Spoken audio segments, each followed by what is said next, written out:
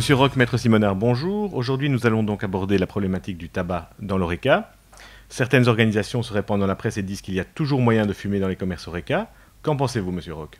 Je suppose que vous faites allusion à FEDCAF. Évidemment. Ça pose un sérieux problème.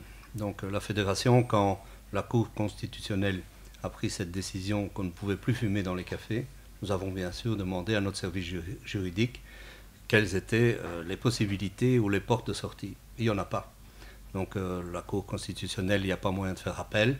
Et donc la seule possibilité pour les cafés, évidemment, c'est de trouver des alternatives. Et la seule qu'on ait pu trouver, c'est les fumoirs. Comment réagissent vos membres à cette réponse?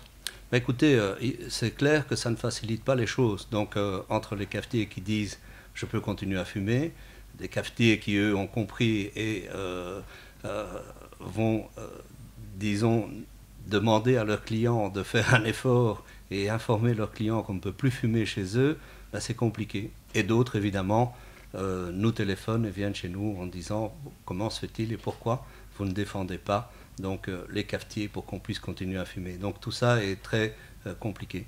Maître Simonard, vous pensez quoi, vous, au niveau de la loi? Qu'y a-t-il moyen de faire? Il faut être raisonnable. Il y a une loi de 2009 qui a été claire. La Cour constitutionnelle a annulé partiellement les exceptions qui étaient permises pour l'ORECA. Donc il faut sérier les problèmes. D'une part, il faut savoir que le fumoir existe toujours dans l'ORECA, donc cette possibilité de fumer dans un espace restreint et dans des conditions légales, c'est permis, de même que la loi ne s'applique pas à tout espace de manière générale. Par exemple, les espaces qui sont purement privés, tels que les chambres d'hôtel, ne sont pas visés par cette interdiction. Pour le restant, il y a une base qui permet une sanction. Celle-ci me paraît être incontournable. Et soutenir le contraire me semble extrêmement douteux, voire dangereux.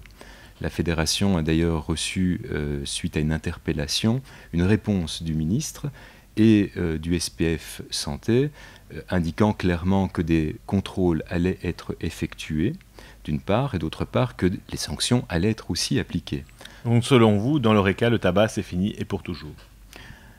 Je le pense, le débat n'est pas seulement belge, il est d'une part européen, vu que tout est parti d'une directive au niveau européen dès 1989, mais aussi au niveau mondial, vu que l'OMS a également émis là-dessus un avis où les États qui font partie de l'OMS se sont engagés à restreindre l'accès à la fumée, tant le tabagisme passif que le tabagisme actif, tant pour le public que pour les travailleurs aussi. Ces deux aspects qui sont importants.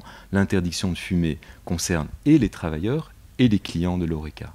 Monsieur Roch, pensez-vous que cette mesure aura une influence sur le chiffre d'affaires des exploitants? Ben, je ne pense pas.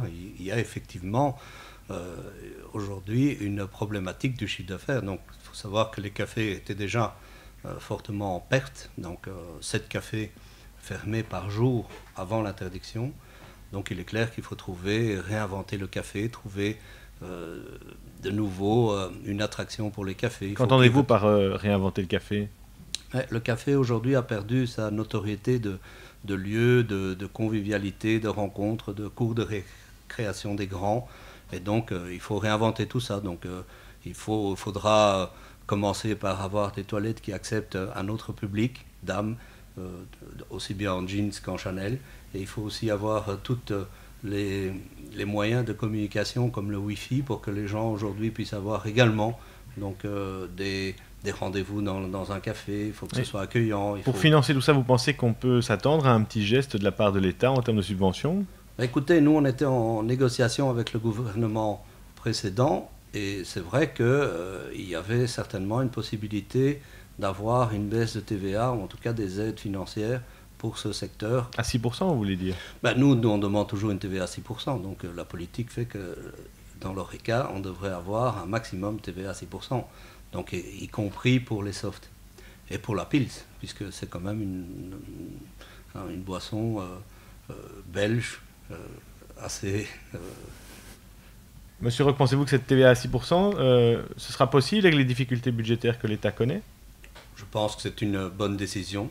Il faut savoir que la baisse de la TVA dans la restauration de 21 à 12% a permis d'augmenter le chiffre d'affaires de 400 millions et de créer près de 8000 emplois. Donc il est clair qu'aujourd'hui, on pourrait également aller plus loin et obtenir également une baisse de TVA pour les softs, ce qui donnerait évidemment un bol d'air également pour les cafés. Ok, merci beaucoup, Maître Simonard, Monsieur Roch, merci beaucoup. À la semaine prochaine. Merci.